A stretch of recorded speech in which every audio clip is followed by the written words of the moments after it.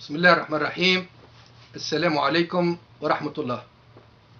إخوتي التوانسة والتونسيين، أنا ما تكلمت إلا ما عرفت وشعرت وحسيت أنه ثم خطر داهم على بلادنا في المستقبل. يعني أمور ثابتة، ماهيش مسألة يعني متاع حديث، مسألة رسمية. ولذا أنا نطلب من قواتنا المسلحة، من أبنائنا وجنودنا البواسل، أنهم يكونوا الدعم القوي للجمهورية، للنظام الجمهوري في تونس. وكذلك إخواننا وأبنائنا قوات الأمن الداخلي من ضباط وأعوان بالزي وباللباس المدني، الزي النظامي واللباس المدني، أنهم يكونوا حماة للنظام الجمهوري في تونس. التونسي يحب يبقى يحتفل بعيد الجمهورية متاعه 25 جويلية من كل عام، لا جدال فيه، لا نقاش فيه، هذا شيء متأكدين منه. التونسي لما خرج وعرض صدره للكرتوش وتناثر دمه في الطريق وصاح وعيط، ما قالش ابنوا لي مساجد باش نصلي، المساجد موجودة، واللي يكذب يمشي يتفرج ويحصي المساجد الموجودة في الولايات والمدن التونسية كلها.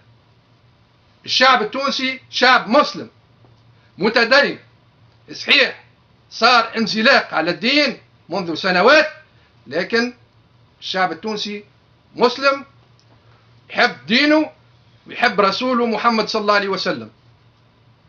حتى واحد ما يشكك في هذا. مناش مستحقين الناس باش يجوا يعلمونا الدين بتاعنا، مناش مستحقين الراجل الغنوشي باش يبث في الشعب التونسي فتنة، باش يرجع كافر ومسلم في دولة مسلمة، في شعب مسلم. صحيح عندنا أقليات، لكن الأقليات هذا مزادة راهم توانسة، راهم موجودين قبل ما يدخل حتى الإسلام لتونس. هذا الشيء لازم نعرفوه، تاريخيا موجود مسجل. ولذا أنا نأكد عليكم مرة ثانية وعلى شعب تونس الكل، نساء ورجال، شبان وشابات، نساء ورجال، عمال، فلاحة، بحارة، راهو التيار اللي يهاجم عليكم للمستقبل راهو تيار إرهابي، مش حتى إسلامي، لا، هذا التيار كبير جارف. ولا قدر الله الجماعة ذوما إذا كان ما همش باش يمشوا في الطريق اللي هما مسطرينه، راهو باش يصير لنا مسار في الشقيقة الجزائر منذ سنوات. وهذا باين واضح من كلام رئيس حزب النهضة راشد الغنوشي في اللقاء متاعه مع باقي الأنظمة الدينية اللي موجودة في تونس والتيارات الدينية المتشددة واللي خارجة على صف دين محمد صلى الله عليه وسلم. اسمعوه.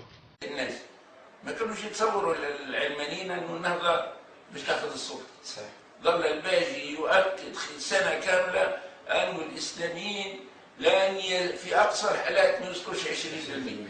20% هذا ما قابل للسيطره عليهم، اما تجيبهم تعطيهم وزاره ولا اثنين هامشيه، والا بعدهم وتعمل حكومه من غيرهم. اما المفاجاه الكبيره كانت في النهضه رغم القانون الانتخابي الجائر اللي عملوه، ورغم ذلك فحصلت النهضه على هالقيمه اللي ما عادش ممكن اقصاها، بل هي اصبحت تتحكم في تدير العمليه. هذه ما كانش منتظرا من احد، لا في الغرب ولا في الشرق ولا في العلمانيين، ان النهضه تاخذ الحكم. والنهضه خرجت من تحت الردم في سنه واحده لملمت روحها، وكما قلت ريحة الدين الشعب يريد هذا الدين. الآن الفئات العلمانية في البلاد هذه صحيح اللي هي ما خذتش أغلبية، ولكن شوفوا الإعلام يتمنى الآن الإعلام بيدهم، والاقتصاد بيدهم، والإدارة، الإدارة التونسية نحن موجودين فوق، لكن الإدارة ما زالت حتى الآن بداية من العمل. وتشوف الآن التجمع راجع، الآن التجمع راجع، وبيدهم الإعلام. الجيش مش مضمون، الجيش مش مضمون، والشرطة مش مضمونة بالضرورة. هو اللي عملوا هذوما البوليسية اللي عملوا أذن لهم علي العريض بهذا؟ لا، ما زالوا موجودين في السلسلة، كل ما زالت بيديهم. كل إخواننا لو ضاع ما يغركمش العدد، كونكم خرجتوا بلد و2000 و10,000 و20,000 ما يغركمش العدد. أركان الدولة، مفاصل الدولة ما زالت بيدهم. الدواليب كلها ما زالت بيدهم. خذوا وقتكم حتى لين تغيروا. الآن مش عندنا جامعة، الآن عندنا وزارة شؤون الدينية. والآن مش عندنا دكان، عندنا الدولة أعطانا رب السوق. ولكنكم قوم تستعجلون، قوم تستعجلون. الآن أنا نقول للشباب السلفي، أنتم البارح وكنا جميعا الطاحونة تدور علينا. لا المساجد بيدينا درس وما شئتم. الآن من أراد منكم يعمل تلفزة يعمل تلفزة، واللي يعمل إذاعة يعمل إذاعة، واللي يحب يعمل مدرسة، واللي يحب يعمل جامعة، وتحبوا تعملوا مخيمات، وتحبوا تستدعوا الدعاة من كل مكان، وتعملوا مشاريع. لماذا أنتم مستعجلون؟ ليش ما تاخذوش وقتكم حتى تهضموا الأشياء اللي تحققت لكم هذه؟ هل تظنون بأنه ما تحقق لكم غير قابل للتراجع فيه؟ هكذا كنا نظن نحن في الجزائر 91 وقت اللي كنا في الجزائر وظهورنا سخونة بالجزائر، كنا نظن بأن الجزائر أقلعت ووصلت إلى نقطة لا عودة، وتبين أن ذلك كان تقديرا خاطئا، وعدنا إلى الوراء، وأصبحت المساجد تحت سيطرة العلمانيين من جديد، والإسلاميون مطاردين. ألا يمكن أن يحصل في بلادنا هذا؟ هم انتخبوا ب80% وتم التراجع عن ذلك. من النخبة العلمانية في بلادنا أقوى منها في الجزائر، والإسلام الجزائري أقوى من الإسلام التونسي، ومع ذلك تم التراجع. العاقل هو إذا حصل على كسب يأمنه، يحطه في الجيب، يحطه في الخزان، يسكر عليه رأس المال، حتى بعد باش يزيد القدام يطمئن إلى أنه الشيء هذاك اللي كسبه أصبح مضمون. نحن كسبنا يا أخواننا في سنة واحدة شيء عظيم، وهذا الشيء العظيم ما هوش مكسب نهائي، مش ثابت. شوفوا المؤامرات اللي قاعدة حولنا الآن، وكلهم قاعدين يتجمعوا، تجمع بعد تجمع، كلهم قاعدين يتجمعوا ضد شكون؟ ضد الإسلام، ضد الإسلام، ضدنا. فنحن عوض أن نقول أن نطمن الناس، نعطي خطاب تطمين، ما نخوفش الناس، ونقولوا الكسب اللي حصلنا عليه نأمنوه ونعظموه، معناها نزيد عليه. كم عندنا من جمعيات، المفروض نملوا البلاد بالجمعيات وننشئ المدارس في كل مكان. ولكن الناس ما زالت جاهلة بالإسلام. في عام واحد نحن انتقلنا من تحت الأرض إلى الحكم. أولادنا اللي يحكموا ما زالوا ما عرفوش الحكم، ما زالوا ما تعرفوش على كراسي، على محيطهم. الوزارات اللي موجودين فيها هو وزير الفوق، لكن اللي تحته الكل ملغم، كل يحفظ. كم يحتاج الوقت هو باش يتعلم الساعة باش يحكم، وباش يأمن محيطه، باش يولي محيط يخدم معاه مش يتآمر عليه. ما زلناش إخواننا نتبع حماس الشباب. حماس الشباب جيد، ولكن ينبغي أن يحكم بلجام العقول. نحن بالمجد الآن، هل هناك مصلحة حقيقية للإسلام في أن نضيف إلى نص الشريعة، النص الدستوري الموجود، نضيف إليه التنصيص على الشريعة؟ هل هناك مصلحة لنأخذ هذه المعركة؟ الآن نحن نقول الشعب التونسي ظاهرا والسياسة تحكم على الظاهر، سلم بالإسلام دينا للدولة. موضوع الشريعة ثم قسم من التوانسة، النخبة التونسية اللي كنا بيد هذه مفاصل القوة خايفة من الشريعة. نحن عندنا فرق ما بين الشريعة والإسلام ولا ما عندناش فرق؟ نحن وليس مسمى آخر، لأن الشريعة بمعناها الحقيقي، الشريعة بمعناها الحقيقي عقيدة وشعائر وشرائع، ما يجي بالمعنى وحتى اخواننا اللي متحمسين لاضافه نص الشريعه نقول لهم يا اخواننا تحبوا تطبقوا الحدود؟ يقولوا لا نعني بهذا ما زال. طيب ماذا تريدون؟ يحب النص. يحب النص ليش؟ يقول لان النص باش يقيد السلطه. النص السابق ما قيدش السلطه، ولا تقولوا ما قيدهاش. هذا كله نظرة سطحية، نظرة ظاهرية، ما فيش عمق، ما فيش عمق. واحد متمسك بالنص، نص الشريعة، هذا الإسلامي الظاهري، والعلماني الظاهري كيف متمسك أنه هذا خايف من قابل الإسلام ورفض الشريعة. هذا مثل ما فعل سيدنا عمر لأنصار لبني تغلب، قالوا لا ندفع الزكاة، لا ندفع الجزية لأن فيها حق من شأنهم. قال ماذا تريد؟ قال ندفع الزكاة. فضحك سيدنا عمر، قال هم تدفعوا. لأنه قبل المسمى ورفض الاسم. فالعلمانيون رفضوا، قبلوا الإسلام وما قبلوش، ما يقبلون الإسلام برك، لأن ربي قال إن الدين عند الله الإسلام ورضيت لكم الإسلام دينا. والحرص هذا على أنه يا أخي النص هذا لم يقيد سلوك الدولة في السابق، هذا نظر شكلي. لأن متى النصوص قيدت الدول؟ النص الرجال هم الذين يحركونه ويمشون به. توا بعد اللي وريتكم راشد الغنوشي يتكلم بالصوت والصورة وسمعتوه الأفكار متاعه المستقبلية للشعب التونسي، وين يحب يوصل تونس، وين يحب يوصل التوانسة. وعرفتوا أنه في التخطيط متاعه للمستقبل أنه يحضر للسيطرة على الجيش، يحضر للسيطرة على الإدارة التونسية، يحضر للسيطرة على الأمن في تونس وعلى قوات الأمن الداخلي بصفة عامة. وفهمتوا أنه الكل تحضير مستقبلي خطوة خطوة. هذا البرنامج متاعه، هذا الهدف متاعه، وين يوصل حتى لين يسيطر على الحكومة بصفة عامة، كالشرطة والجيش والحرس والإدارة والولاية والمعتمدين والعمد والبلديات وكل شيء، وين تصبح السلطة في يديهم هما. ويحلم أنه الانتخابات المستقبلية الجاية باش تكون النسبة المئوية متاع النهضة أكثر من 40 ولا 37% اللي تحصلوا عليها في الانتخابات في المجلس التأسيسي.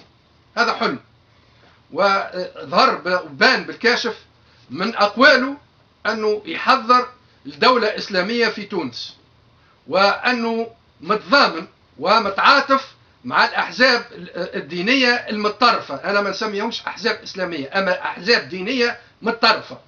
هو متكاتل معاهم، متضامن معاهم، ويفسر لهم في الطريقة أن يلزم يمشوا بشوية بشوية وخطوة خطوة حتى اللي نسيطروا على الجيش ونسيطروا على الحكومة ونسيطروا على المؤسسات متاع الدولة الكل، وتصبح بين يدينا هاك الوقت نصبحوا قادرين باش نبدلوا ونغيروا ونعملوا اللي نحبوا عليه احنا. هذا الهدف متاعه الرئيسي. هو الآن في الوقت الحالي احنا راجل غنوشي معتبر نفسه أنه مرشد كمرشد الجمهورية في إيران، مرشد هو اللي يرجعوا له بالمشورة يعني ويتفقوا معاه هكا بعقلانية، وأنه هو يقوم بالتوافق ما بين الناس الكل وما بين الأحزاب الكل وهكا ويهدي في الناس شوية شوية، ولكن هو يمهد للمستقبل. ولذا يلزمنا احنا كشعب تونس كتوانسة يلزم نكونوا متفطنين العملية هذه وما تنتهيش علينا اللعبة، لأن نحن مسلمين ونمنوا بالله وبالرسول يعني وماهوش باش يعلمنا راشد الغنوشي الدين، ولا راشد الغنوشي هو اللي باش يدخلنا للجنة ولا للنار. ما راشد الغنوشي ما يمثلش الله في الأرض، ماهوش خليفة الرسول صلى الله عليه وسلم، هذا بعيد عليه كل البعد. وشنو هي النظرية اللي جابها راشد الغنوشي للتوانسة، ولا الفكر اللي جابه للتوانسة جديد حتى احنا باش ننضم وراه ونتبعوه وتعجبنا الافكار نتاعو الجديده؟ ماهوش مفكر، هو حتى مستوى رجل دين يعني عالم دين ما وصلوش بصراحه تامه حسب التفكير نتاعو. لا عنده افكار اقتصاديه، احنا نلوجوا على حلول اقتصاديه لبلادنا، نلوجوا على حلول للبطاله في بلادنا، نلوجوا على حلول للناس الكبار وامور اجتماعيه يعني مزريه في بلادنا ومعالجه الفقر في بلادنا. ما باش نلوجوا على خلافه ولا على دوله اسلاميه ولا على اتجاه معين ونصبحوا مصنفين من الدول الراعيه للارهاب ولا نصدروا في الارهاب، لا. والدليل على ذلك انه في الاخبار اليوم انه ثم زوز توانسه تواجدوا في العمليه اللي صارت على سفاره الولايات المتحده الامريكيه في ليبيا. ثم زوز توانسه من المدبرين نتاع العمليه، يعني باش يجي نهار وباش نتصنفوا من هالنوعيه هذه نتاع الدول الارهابيه. والتوانسه ما همش النوع ذا، ما نحبوش نوصلوا للمستوى هذا، ما نحبوش نوصلوا الى مستوى اللي وصلت له افغانستان، طالبان في افغانستان، لا. هذه تونس، هذه تونس. احنا اسلامنا سمح، اسلامنا معتدل، اسلامنا يعني متوسط، متواضعين، قابلين الافكار الجديده، يعني متطورين في تفكيرنا، متحضرين، متقدمين. احنا حتى الرئيس كهرب ما مشاوش للقصر وقتلوه كما صار للقذافي في ليبيا، يعني شيء معناه يجيب العار للمسلمين، لا. معليش النوع هذا. احنا التونسي عمل ثورة ووصل لمستوى عالي ومستوى راقي امام الامم المتحضرة بالتفكير نتاعو. نحبوا نوصلوا في التفكير هذاك، ونحبوا ننجحوها الديمقراطية، ونحبوا نحافظوا على الجمهورية في تونس، ونحبوا نحافظوا على النظام الجمهوري، ونحبوا نحافظوا على القوانين الدستورية اللي موجودة. ونعاود ونأكد اللي رانا مسلمين، والتوانسة راهم مسلمين، أغلبيتهم ما يقارب على 98% من الشعب التونسي مسلم. ولا واحد ينجم يفرض على إنسان دين وإلا يمشي المسجد ولا ما يمشيش، مش معقول الشيء هذا. أنا نتكلم على تونس اللي هي تونس للتوانسة، تونس للتوانسة فقط، للتوانسة. احنا ماذا بينا نتعاملوا مع اخوتنا سواء عرب او مسلمين، لكن زاد احنا عندنا ثقافتنا وعندنا حضارتنا، واحنا مسلمين ماهوش باش يعاودوا يجيبوا لنا اسلام جديد غريب علينا، لا. احنا مسلمين بطبيعتنا، وهذه بلادنا ونحافظوا عليها. ونعاود مرة أخرى اللي راهو التونسي يحب يبقى يحتفل بعيد الجمهورية 25 جويلية من كل عام. هذا قواتنا المسلحة وقوات الأمن الداخلي هم حماة النظام الجمهوري في تونس. إلى جانب ذلك أن قواتنا المسلحة تحمي حدودنا البرية والجوية والبحرية، ومتأكدين بحول الله أن جيشنا سليم وأنه واقف لأي محاولات باش تكون يعني تسربات من هالأطراف اللي هما يعتبروا روحهم متطرفين، ويعتبروا أنه أغلبية المسلمين، أغلبية التوانسة غير مسلمين. هذا اللي أنا حبيت أن نتكلم عليه. وتبقى تونس جمهورية تونسية لا خلافة إسلامية في تونس. هذا اللي أنا حبيت نبلغه لكم اليوم. وأنا وحدي ما نعمل شيء، بكم نجموا نعملوا كل شيء. الشعب التونسي معايا نعملوا كل شيء، ونغيروا هالعباد هذوما ونخرجوهم من تونس، نخلوهم ينشطوا في تونس لأنهم توانسة، نخلوهم ينشطوا في تونس من غير ما يفرضوا علينا أفكارهم المتخلفة الرجعية. هذا اللي نحب نبلغه للتوانسه. والسلام عليكم ورحمه الله. إلى